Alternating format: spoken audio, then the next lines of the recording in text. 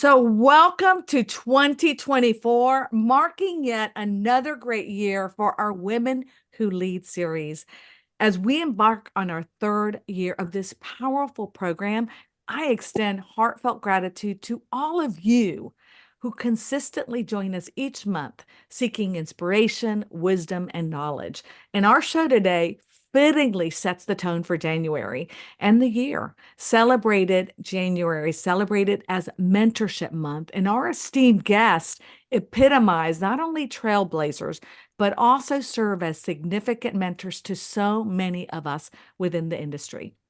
I'm Teresa Palacio Smith, and I'm serving as Chief Diversity, Equity, and Inclusion Officer for HomeServices of America and Berkshire Hathaway Home Services. And each month, I have the privilege of enjoying un cafecito with women who are recommended by so many of you. So these three women are recommendations that our audience has said, we want to see these three leaders on the show. And because the reason they've changed so many lives by the work that they've done and their commitment to empowering others. And today I have the privilege of hosting the Trailblazers.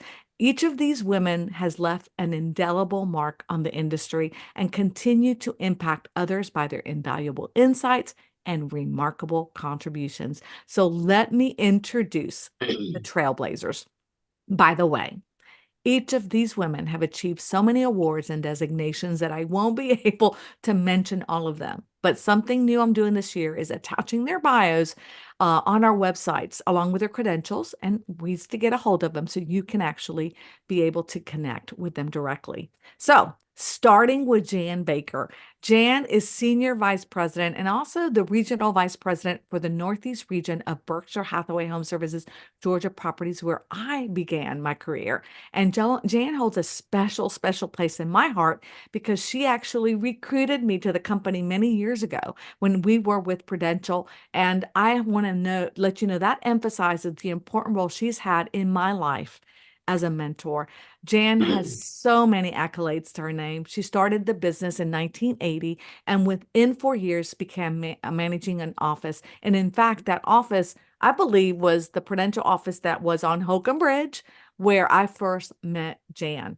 She's held numerous leadership roles in the industry in local, state, and national positions, including president of the local board and state board, Georgia Association of Realtors, along with the Women Council of Realtors president, which I didn't know, Jan, that you were president of the Women Council of Realtors.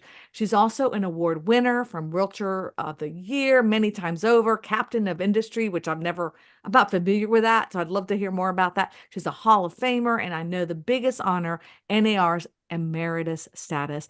I'm so happy and proud to call you, Jan, one of my mentors, and happy to have you on the show. So welcome. Thank you. Pam O'Connor. Pam was the first woman to head a major residential real estate organization in 1985. She retired in 2018 as the 21-year-old CEO of leading real estate companies of the world, also known as Leading RE for many of you. Such a prestigious organization, the largest global residential network of 575 premier locally branded real estate brokerages, producing over 1.2 million transactions annually. I mean, Pam, that's so impressive. Her honors include being repeatedly named to the most influential in real estate list of Inman News, Swanpoll Power 200, and the National Association of Realtors, and being one of just six recipients of Worldwide ERC's Lifetime Achievement Award, which I think Chris Colley started. Is that right? Or I remember It's named Chris. after him, yeah. Yes, it's named after him. I remember meeting Chris. She has served on the Leading RE board of directors and the DocuSign advisory board as well, among many others.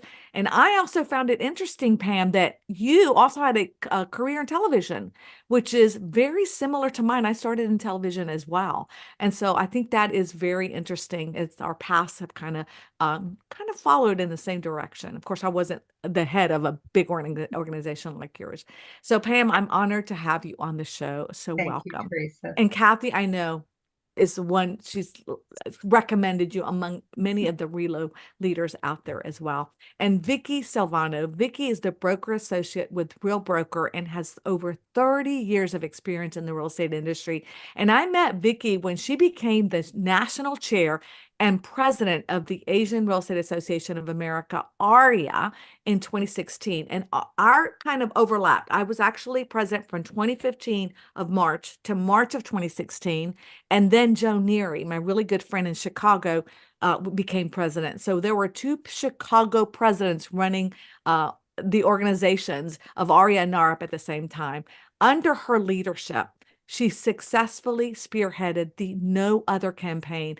The campaign's success resulted in a historic win for the Asian American and Pacific Islander community, creating a distinct category for AAPI in the U.S. Census Bureau's quarterly homeownership report.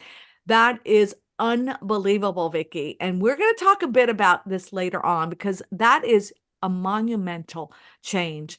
In addition, Vicki has a long list of leadership roles at the local, state, and national level, and currently serves as the NAR Global Ambassador to Malaysia, Philippines, and Singapore. Love that job.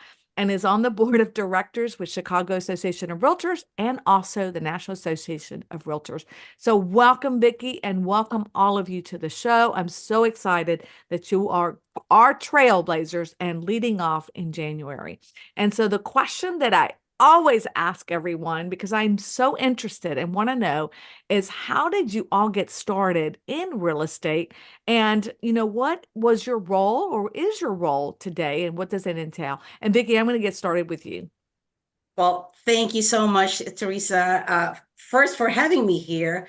I don't know if I can put myself as a trailblazer, but I'm following you as well. But talk about how I came about to real estate. As you know, I originally come from the Philippines, and I always say I came here for love. My husband went to the US to take his graduate studies.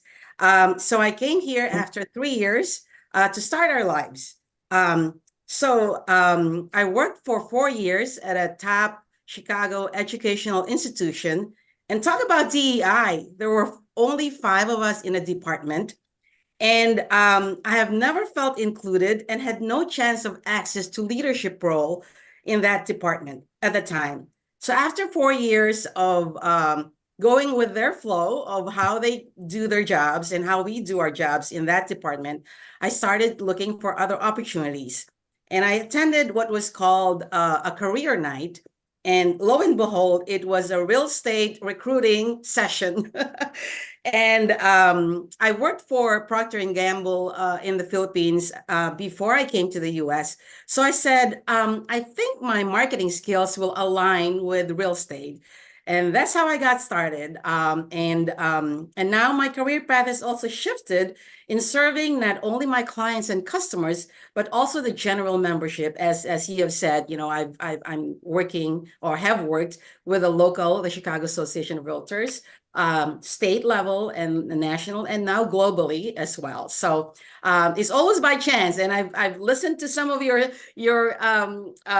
sessions, and I said a lot of us are by chance, So that's how I started my career. Well, first of all, I think it's really impressive that people don't realize how big those career nights are, because I've talked to so many leaders that have started and they got their start when they went to a career night where they knew nothing about real estate and they thought, well, you know what, this sounds interesting. I'm going to go. And I don't think we do those as much anymore. I haven't seen those as much. So that's really exciting. So thank you, Vicki, for sharing your story. And I love that you came for love. Jan, how about you? Well, my dad was the catalyst, I suppose. He and a business associate had what they referred to as a land bank, and they would buy up pieces of property, hang on to them. They saw the opportunities in Metro Atlanta, in the outskirts where we lived. And I watched this lady who they didn't particularly care for as a person, but she was, I suppose, a good real estate agent for them. And I watched her, what in my mind, as a school teacher, mind you, that I thought was a lot of money. And it was compared to my school teacher. I loved teaching school. I taught high school. I loved my seniors. But when my son came along, then we did not have a computer. We could go in and say, I have a sick child, or I'm sick, find somebody to take my class. You had to get on the phone and call and find somebody. And also lesson plans and things like that were to get to somebody when you have a baby is difficult. Mm. And I was senior class sponsor. I was majorette sponsor. I was the business manager for our musical every year. I taught at the college across the street, and I couldn't do any of that anymore with the baby. I needed to come home. So I went to my dad and I said, I think I'm going to get a real estate license. He said, I think that's a brilliant idea. So my mother-in-law kept my baby while I went to school because there was no online or anything then. And I went to school at night and got a real estate license because of that, and asked him and his partner if they would please let me do their next transaction. They did. And I made more money on that transaction than I had made in 3 months or so teaching school. So, but it wasn't all about money. I loved real estate from almost that very first night in class. But I do remember going to my first broker and I said, I don't care about this GRI stuff. I don't care about the $1 Million Club stuff. I just want to make enough money for Christmas presents and a nice family vacation for my children. Well, as you can tell, those were meaningless words, but I meant them when I said them. But once I got a taste of it, I just really could not give it up. And then once I got a taste of GRI and the networking and going to the Georgia Association of Realtors meetings and meeting all those really interesting people and cool people, and the things that we talked about were things I couldn't talk about at home. And friends I made, and I still have best friends that are like my sisters because I don't have sisters, realtors from across the state that we call ourselves the Yaya Sisters, and we get together and we go on trips and we get together. And the people I have met through real estate and the people I have met through serving at NAR and at GAR have made my life completely different. And I love that. I love the way you got started. Many of our realtors come from teaching backgrounds.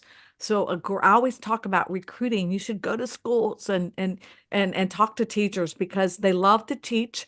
And that's the process of how to buy real estate is a teaching process. You have to be able to be patient with people and teach how to do it. And Jan, is so true. The connections that you make through all the organizations. Pam, I know you as well have a group that you've met through your work, and that still has your strong sisterhood that you've developed. So tell me about how you got started. And Jan, thank you so much for sharing. Well, as Vicki said earlier, a lot of this is very accidental. But when I graduated from college, women, even with a college degree, were either nurses or nuns or teachers or secretaries. And I definitely didn't qualify to be a nun or a nurse, and really wouldn't have had the talent to be a teacher like Jan was. So I was a secretary for WSB TV in Atlanta. So when you say I had a career in it, actually, I only worked there 2 years, but I worked for the head of promotion, who was an amazing woman, Jean Hendricks, who ran the largest 4th of July parade in the country. And so I would meet wonderful celebrities. I was her secretary, and I'd bring coffee to people like Burt Reynolds and Michael Caine. And it was an amazing job, and I loved it. But I also knew that if I stayed in that job, I just knew kind of instinctively that I would always be slotted in that job. And there's nothing wrong with being a secretary, but I wanted more than that. So a guy that I worked with had a friend who was with All Points Relocation, which is one of the very early real estate referral networks. And I got a job there as a junior communications manager. So, and that's really what started it. I just landed in a company that was related to real estate. So I worked there for about 6 years, got promoted along the way, and then had a new boss I didn't really like or respect. And so I went to, for a while, I went into working for a condo development company, doing condo conversions and marketing and PR. And then a recession hit, and then I started a PR firm with a very good friend of mine that I had worked with at WSB, and we were just taking off with that. We were actually starting to make some money when I was approached by my old board from All Points to be their CEO, and that's another whole story. But anyway, so it was very accidental how I ended up in this business. But when I was offered that position, I thought, do I want to write hardware store press releases the rest of my life, or do I want to get back into a business that I really loved? So that's kind of how it all started. Oh, and I love it. And, each of you have shared that these were pivotal moments that changed your life and moving, and saying, hey, I got to get out of this to do this is a huge step. It's a scary step because you have a paycheck. And as most of us know, real estate's commission, right? You have to kill what you eat. So talk about a pivotal moment, right?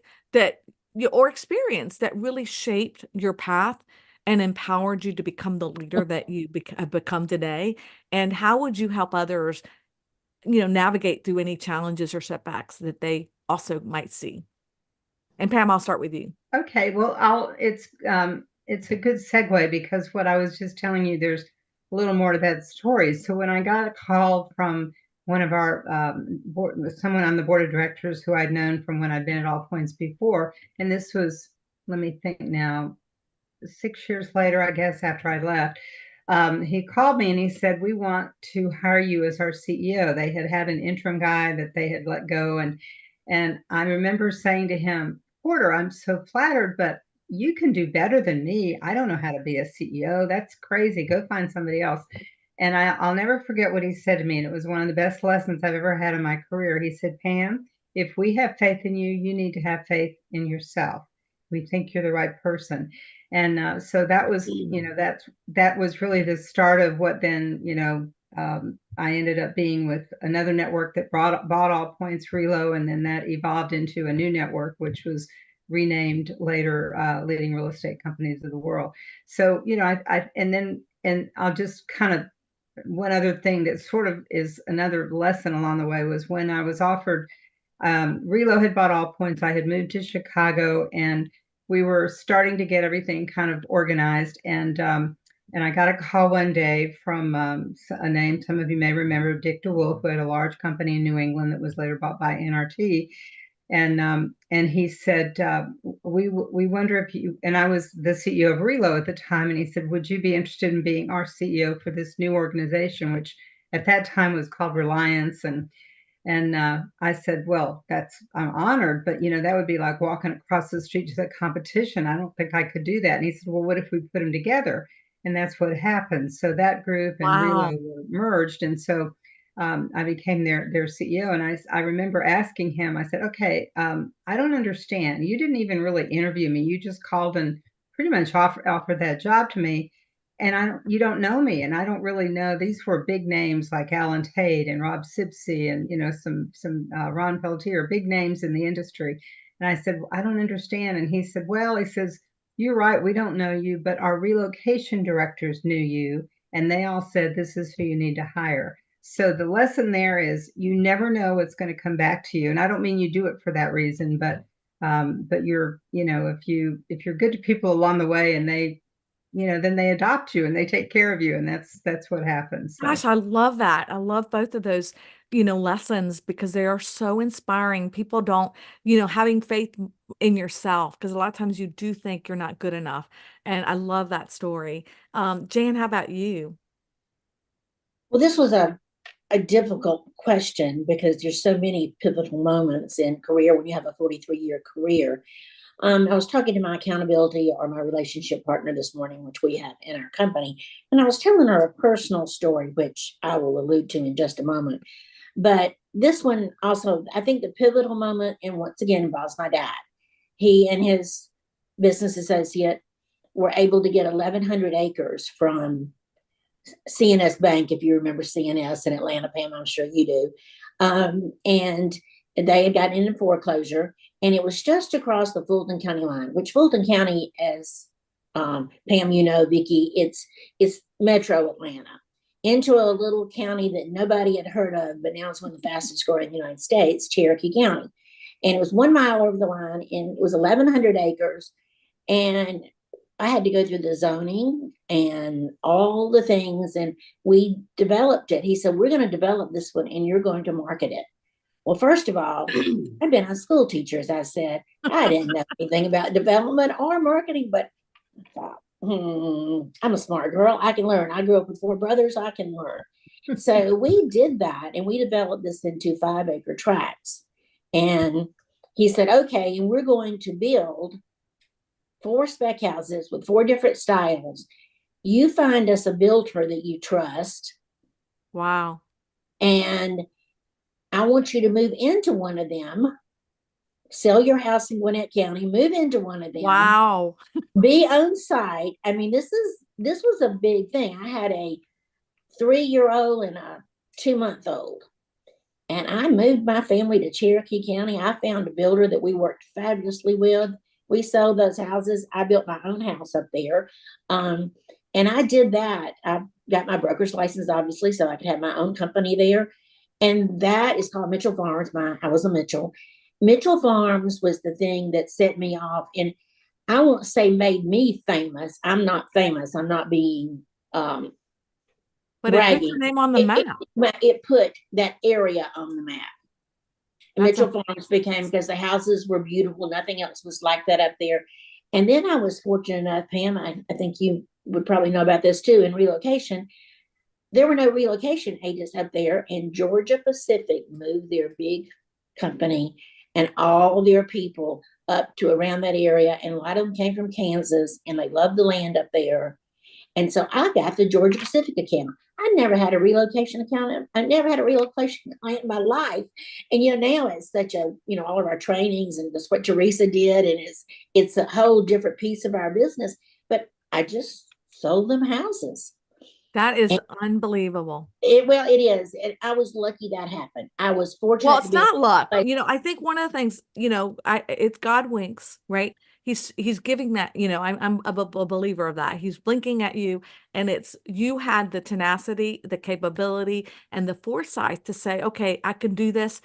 It's new to me. I don't know what I'm doing, but that's what we want to share with our audience. All of you have this capability. It's inside of you if you just pursue it. And Jan, you pursued it. And I love that you did that. And you did. You became one of the most well-known people in the county, an account builder, because of that one scenario that made you have to move your cheese. So, as the book says, yes, Vicki, I moved my keys. And I guess being the only daughter of 4 brothers, and I was telling my accountability partner something, and I won't go into the whole story because I don't want to take about everybody else's time. But when I was 16, my parents went to Hawaii. They would go to Vegas and be a long weekend, but Hawaii, it's 2 weeks, especially back in those days.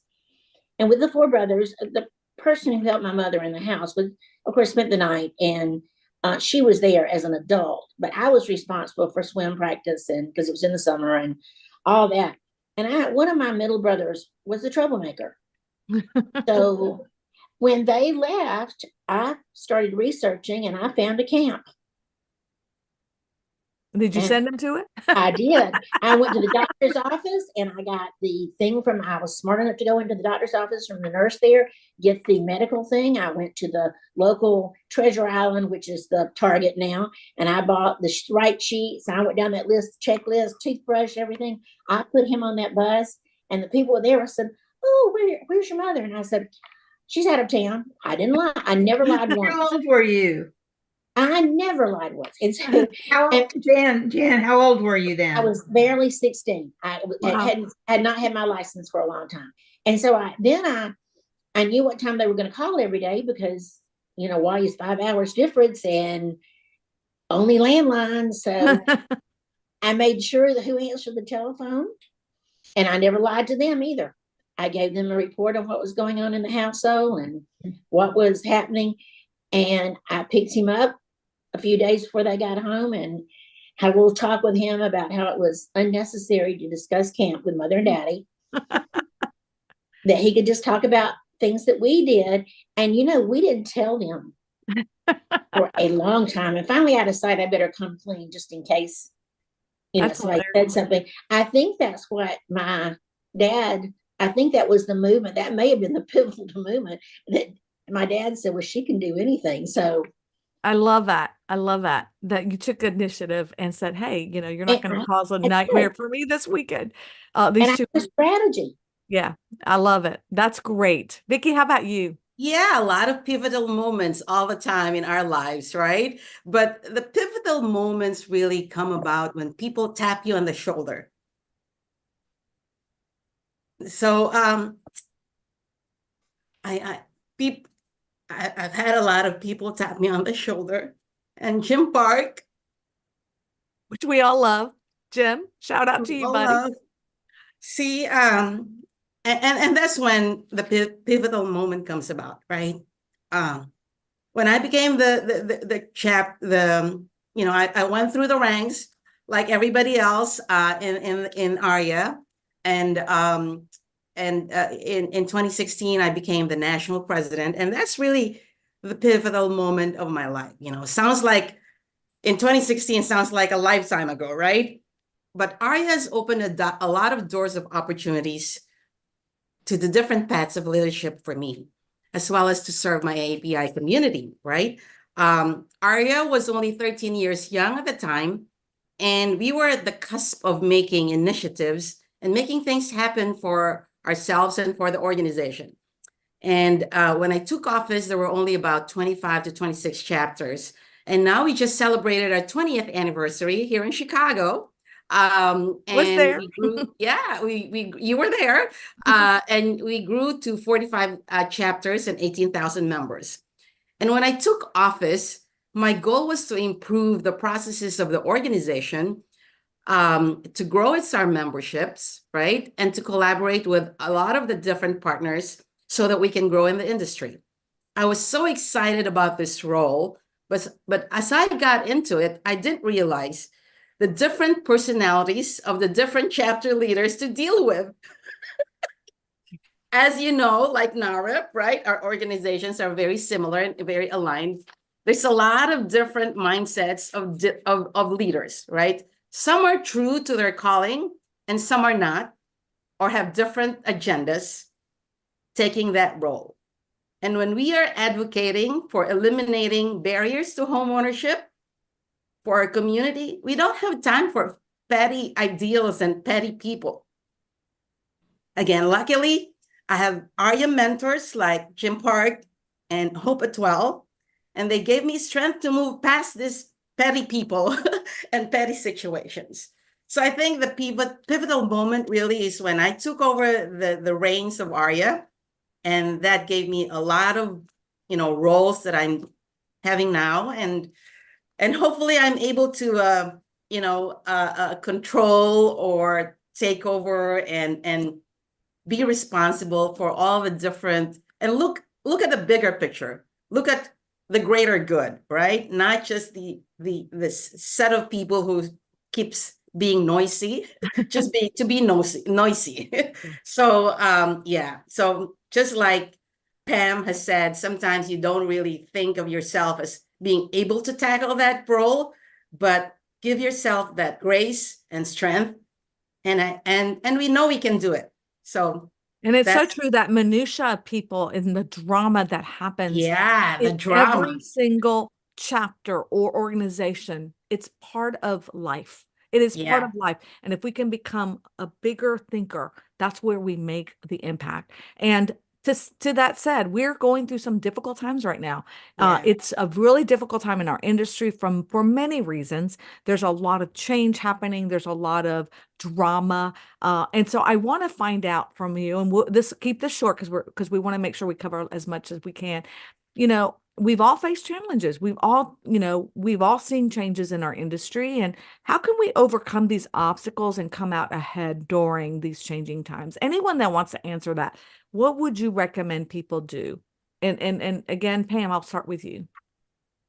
Well, I do think there is kind of an assault on our industry right now. And I don't mean to be a conspiracy theorist, but I really do think there are entities out there that are trying to damage the business. But I feel like we have a responsibility in this. And I think we have done overall a lousy job of educating the public of what real estate people actually do. And I've never been an agent. I've had a license for many, many years, but I totally respect the work that brokers and agents do every day. And when, I was so frustrated with the recent lawsuit, and I know we can't, there's all these Yes. prohibitions on talking about it, but the reality is nobody did a good job of defending that. There was never the story told of you've got all of these independent business owners that they're not a big kahuna. They're entrepreneurs, and what they do for what, all of the things in the background that people don't understand, and also the way the compensation works, all of these arguments about, commissions are too high. Well, if you go into a furniture store and you buy a sofa, you don't assume that that entire price of the sofa goes to the salesman. And yet that's what people think in this business. And shame on us for not enlightening them and letting them understand how it all gets divided up. Because when you do that and you do the math for consumers, they start realizing, wow, they make less than I do. It's not crazy, so I think, I guess if there's one thing I think we need to really focus on right now, individually, it's just telling people, don't hide it. Don't say, oh, I can't talk about that. Say, here's what's happened. And here's really, I think, a misunderstanding in the business about how things operate and why the MLS is a good thing, and why it really helps buyers and sellers and all of those things. So not to get into the details of it, but I just feel a lot of this is communication that we haven't done very well as an industry. No truer words could be said. I think that is spot on. And I think it is our role to educate and to also make sure people understand the impact that we have in our own roles in helping minorities and underserved and those first time buyers and millennials get into home ownership, and the work that we do and how pivotal it is. And I'll go to you, Vicki, because I know with that is why that's why I got into real estate. That's what I love about helping our community. Yeah. So now more than ever, I think realtors, as Pam has said, has not done a good job in explaining what we do from A to Z, right? So, but at the same time, real estate has been very fast moving in the last 2 years. So it was like a momentum based era of real estate where we can't even breathe.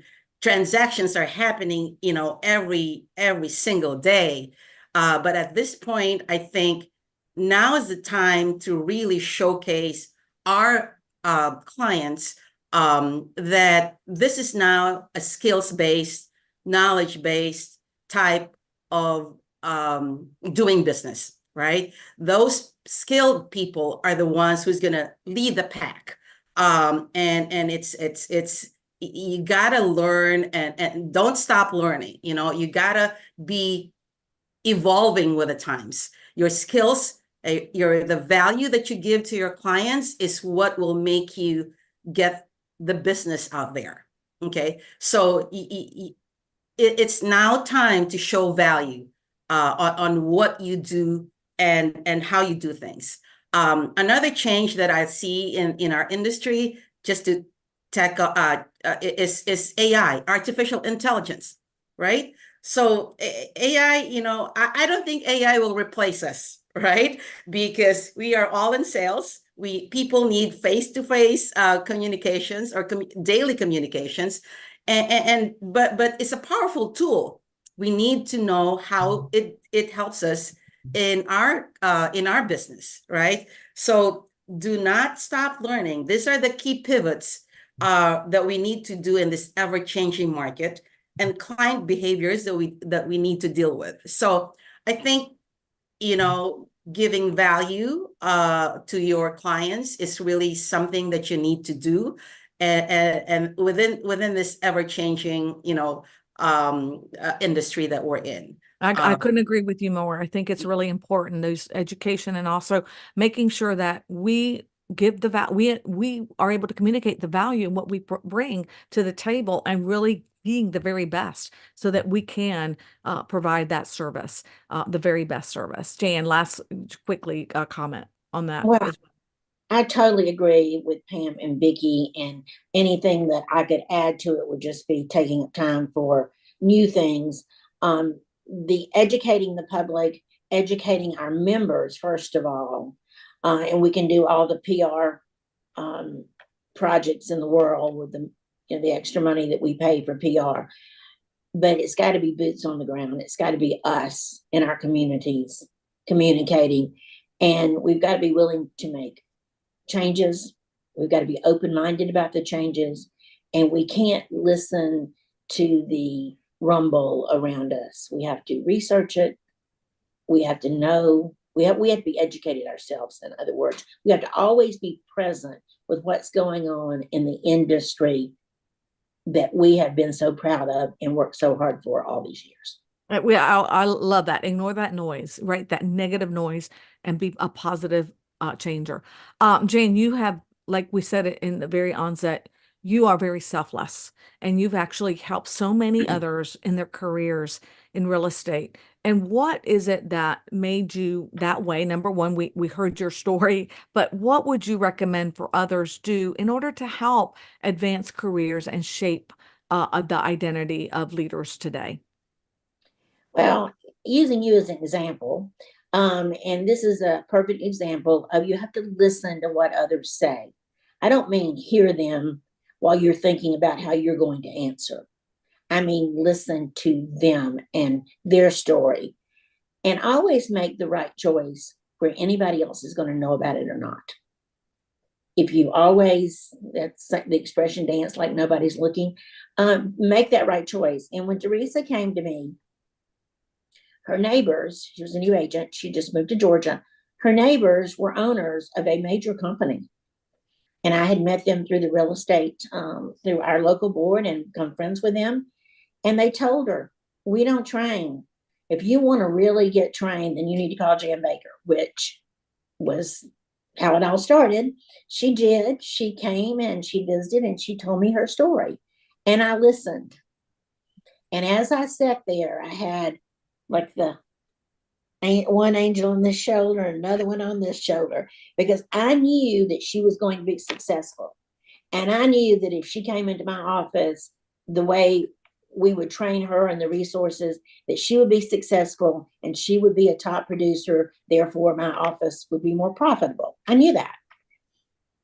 But I had just heard, and this is before Indeed or anything digitally, and like you said, Vicki, especially before Chat GPT, this was before any of that. So if you had a job or a position or an opening, you had to go into a magazine or word of mouth.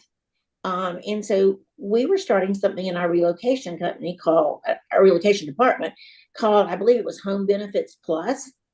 And after Teresa had told me what she did in Louisiana, I mean, she was out there asking for funds from the alumni. How hard is that? So this Home Benefits Plus was to reach out to companies that didn't relocate people, but they were local companies, but the people that worked there did move around and they had jobs. So as she talked and as I listened, I thought, no, I can't keep this from her. She's got to go meet with Kathy Conley at our relocation department. And I told her about the position. Of course, we had to use the landline on my desk to call Kathy to get an appointment. But we did. She got an appointment. But what I did not know, because she didn't tell me this, and I can't read minds, her sister worked for the governor. So when she left, she called her sister and said, I know nothing about demographics and economics in the state of Georgia. Can you get me some stats before tomorrow? Or whenever the next day, or I believe it was just one day.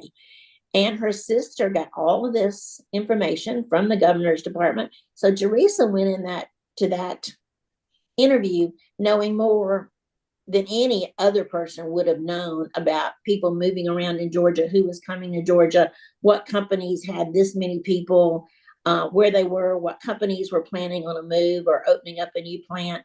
And I think our first client was actually an EMC company. And she had found out about them from the governor's office. Yeah, it was amazing, the trajectory of opportunities that came. Like I said, by chance to me, I was very lucky and when I interviewed for that role to land it. And I really attribute Kathy, Jan and Kathy, for giving me the opportunity and plus leading to where I am today. Is all these people that help you build that career that really help you, like you were saying, Jim Park, and the Outpoints individual that met with you. It's really those people that kind of take you to that next level. And so now moving on to personal situations. I know, Vicki, thank you, Jan, for that opportunity. I'll never forget it. Vicki, I know one of the biggest things that you did was the No Other campaign. We're going to touch about that because that was really huge. And I know it had to take a lot of steps. Why was that important for the AAPI community as a whole, and for you to change the trajectory in the census? Because that, again, I can't believe y'all did that. That was huge.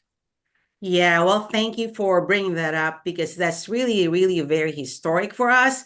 So in the U.S. Census Bureau homeownership quarterly reports, there are only 3 categories, and the 4th category is other. So the categories were whites, blacks, Hispanics, and then other. So we were all lumped into other category, which means that you're not counted, you're not represented, there's no data about you. And so when we knew about this situation, we gathered everybody, all of our chapter leaders. We told everybody to raise our voices, do events, and do an outreach because this is not right, right?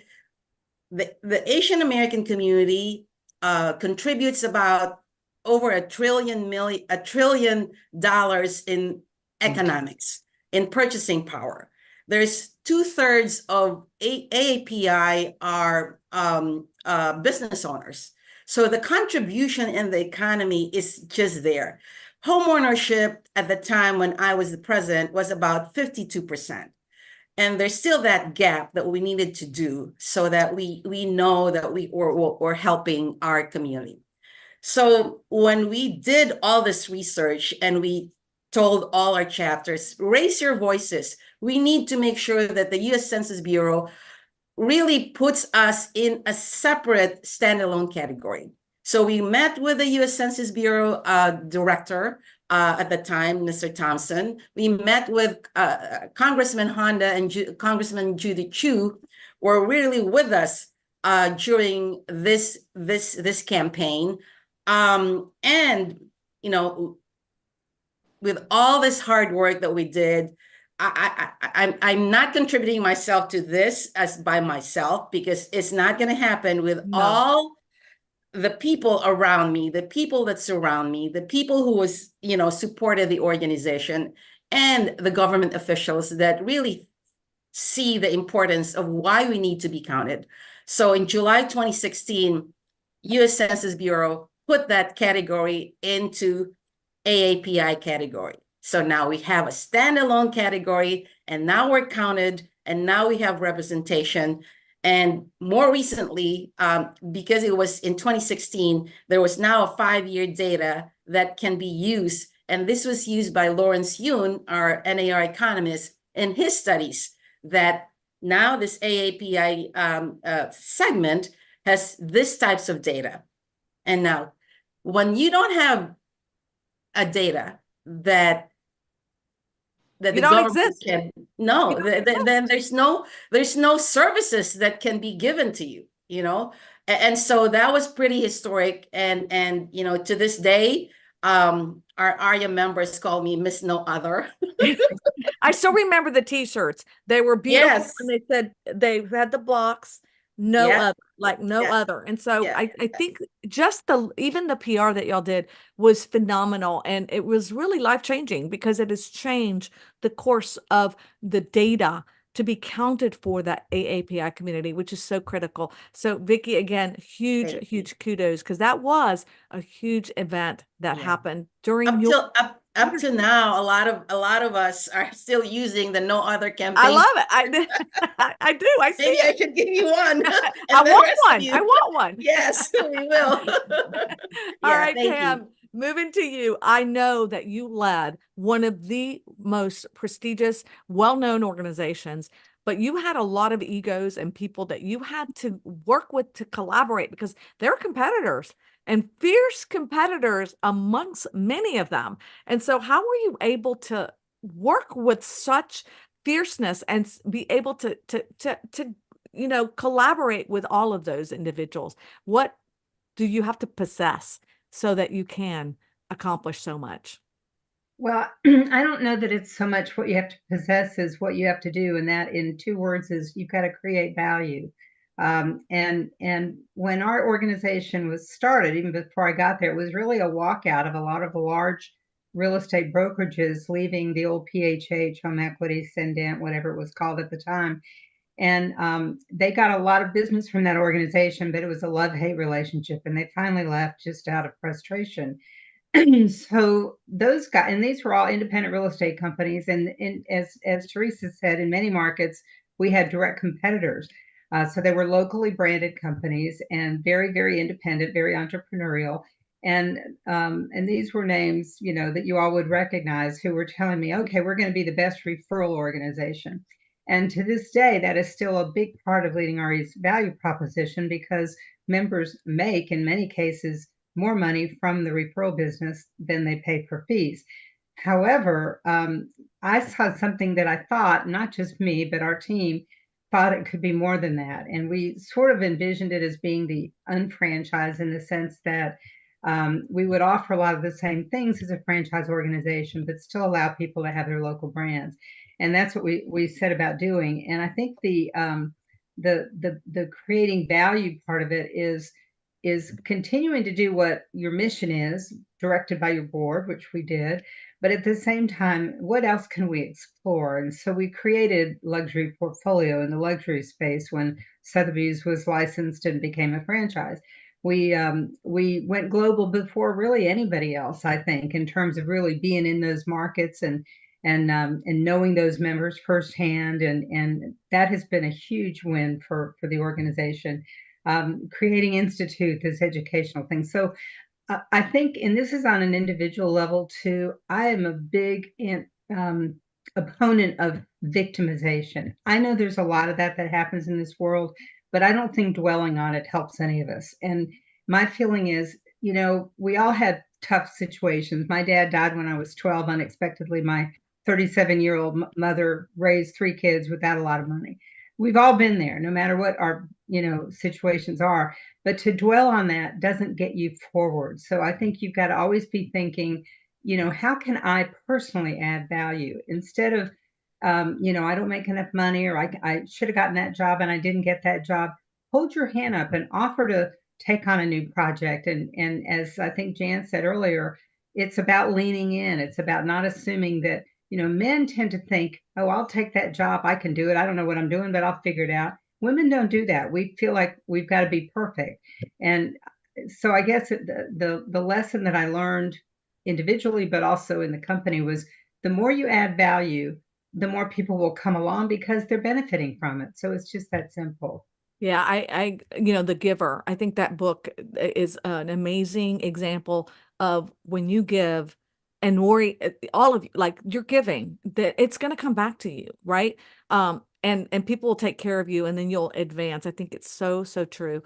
Pam, now we're halfway, almost getting done with our time. And I want to hit on a couple things that I think, especially since it's mentorship month, I do want to talk about mentorship, because I think it plays, or even sponsorship, because I think it needs to go beyond just mentoring someone. How have you mentored others, and, who do you seek for mentorship? And for those who don't have access, because not all of us have access to mentors or the capability of asking someone, hey, will you mentor me? Because sometimes that is hard for leaders that are very busy to mentor others. What would you recommend? And so, Jane, I'll start with you. First of all, I think that you can get inspiration from people without them being your mentor, because people have this idea of a mentor as someone you Meet are with. with a lot, and they're with you.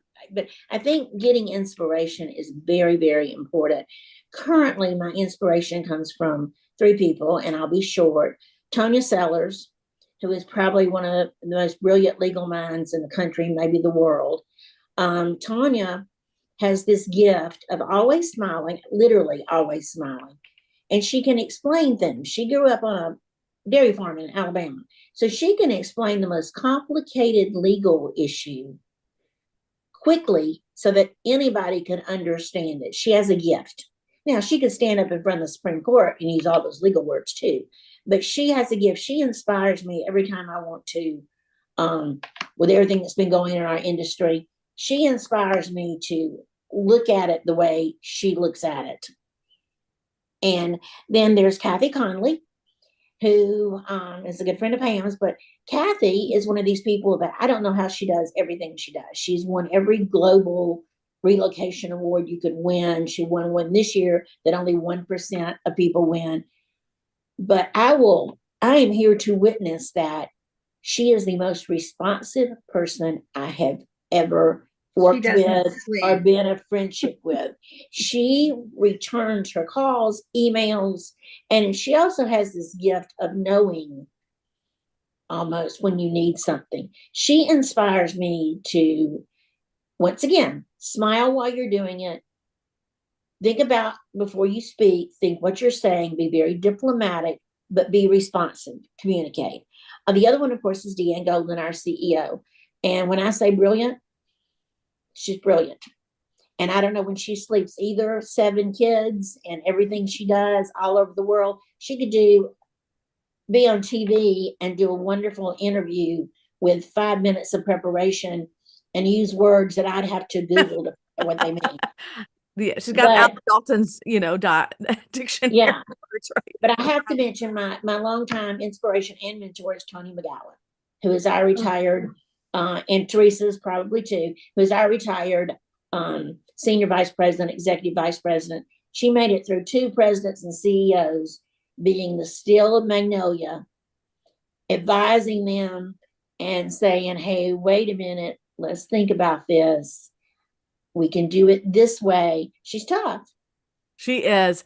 First of all, you touched my heart and made me cry. I've got tears because every one of those individuals are the people that I've also consider to be phenomenal mentors, and I look up to them. It's very, very much so. Pam, how about you? Well, I think the mentorship thing is, as Jan was sort of alluding, is it doesn't mean you have to meet with somebody on a regular basis and all that. Here's what I would say. I think people have an innate desire to be asked for help. Think about it. When somebody comes to you and says, Vicki, what do you think about, I'd like your opinion on something. You're flattered by that. You're honored by that. So I would say, if there are people you respect and you model yourself after, just say, do you have time for a cup of coffee? Could I pick your brain about a few things? And do that with different people and learn from them. Take notes. Used to drive me crazy. Somebody would want to do that and they'd come in and they'd sit there and never take a note. I'm thinking, are you paying attention? So, but I think that's it. And as far as just the people, I think Kathy is part of a group that I have we call ourselves the Birthday Summit. We've been friends for over 30 years. And these are women that all worked in the business in different cities, were many of them part of my network at one time or another. And I've learned so much from them, but everybody that I've touched in this business, I've learned from. So just keep your ears open. It doesn't have to be necessarily a one-on-one, but when you ask for help, they'll remember you, and you never know when they'll be in a position to help you. And the last thing I would say on this is not just other women. I believe in my girlfriends more than anybody, and I have more than anybody. I'll challenge it. But I will say this, some of my good friends are also men who have really helped me in the business. And if you go through the world, resenting men and so that they have to walk on landmines around you, you're hurting yourself, because at the end of the day, like it or not, they're still in position to hand out the good jobs in many cases. And I think there are a lot of good guys out there who will help you if you ask for help. Oh, great advice. Great advice. Vicki? Yes, as everybody has said, I have a few people who's really opened doors for me. Nancy Supernomini is the first Asian American, you know her. Yeah. She's a strong leader. She's the first Asian American president of the Chicago Association of Realtors. I've said Jim Park, Hope Atwell, Elizabeth Mendenhall. She was the 2018 NAR president. She tapped me on my shoulder. When she called me, I thought I was being called by Hillary Clinton. I thought she didn't know who I am because I was like, I thought I was invisible to her. But when she called me to be appointed as the global liaison at the time, of course I said yes, right? Because who wouldn't? So this people has really opened the doors for me and saw the potential in me. And I say that, your network is your net worth, right? Oh, So you surround yourself with people that are better than you or that you can learn from. I think those are the ways to start your being better at yourself, being a better you, right? And so surrounding yourself with people that allows you to be you, and they see how you work, right? They see how sincere and hardworking you are, and you see through who the people are working and who are not, right?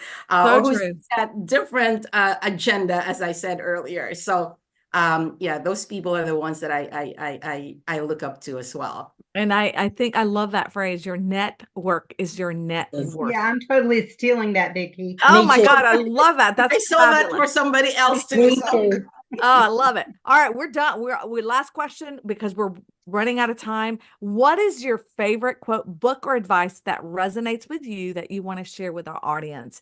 Jane, I'll start with you. You're not better than anybody, but you're as good as anybody. Ah, wonderful. I love that. That's something that a lot of people need to think about because it really does make an impact on the way you're, 'cause sometimes you get too big and oh, you got to remember that. I love that. Vicky, how about you? I'll be a little bit spiritual. So I say I'd say she rather than he, right? She who humbles herself shall be exalted, and who exalts herself shall be humbled. So humbleness doesn't mean that you're going to be subdued and quiet, but humbleness means that you got to be grounded as you go through life, as you have all those accolades from different organizations, and just be grounded and know who you are. Oh, great. Two very similar. Pam, how about you? I'm going to take a little license and do two, and I'll be quick. One of them is the first woman president of any country in the world was Iceland, and I can't even pronounce her name, but I'm half Icelandic. And she said, I think if the world can be saved, it will be by women. I love that one. And the other one that I love from Margaret Thatcher is the woman's mission is not to enhance the masculine spirit, but to express the feminine. Hers is not to preserve a man-made world, but to create a human world. And I've always just loved that. Oh, I've not heard that one. I think that's awesome. These are great quotes, which we will share with our audiences and we'll write them down so people can know about it. And then if you have any favorite books, let me know and then we'll also share those. So thank you so much for kicking off our year in such great fashion. I found this quote, which I think really is so apropos in describing all of you. The task of the leader is to get their people from where they are to where they have not been, right? From where they are to where they've not been. And that's by Henry Kissinger. It really resonates with mentorship and leadership because you're getting people to where they need to be. And you've all done such an incredible job in helping others and motivating and inspiring. So thank you again for spending the time with me and our audience. I'm in awe of all of your accomplishments. I am a big, all of you, right? I really enjoyed our cafecito together. And I want to invite all of you out there to join us again right here on February 14th. That's Valentine's Day, as we zoom in on another great team of leaders. And a reminder for all of you who have not done so, join our Facebook page. Share our episodes. They're archived on this channel and also like our YouTube channel. And as I close, the time is now. Remember in 2024, lead with courage, lead with passion, lead with your authentic you. Bye-bye, everyone. Thanks again.